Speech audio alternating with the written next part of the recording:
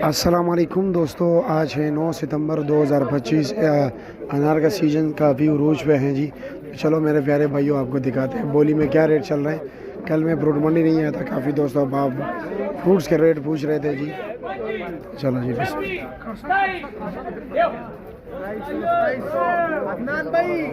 ये बड़ी टोकरी है जी, 13 किलो है जी, ठीक है। और ये अनार है सामने, आप देख सकते हैं। ये देखिए जी,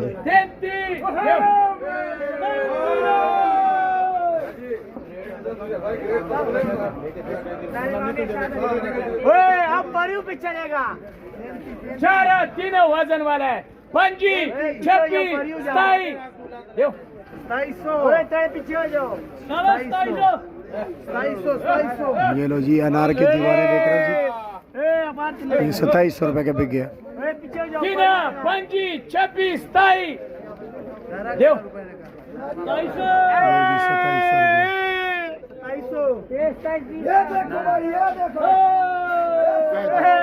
26, 27,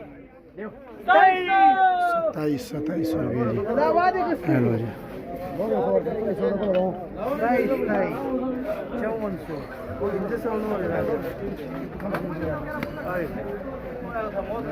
पंजी 2, 21, 22, 23, देव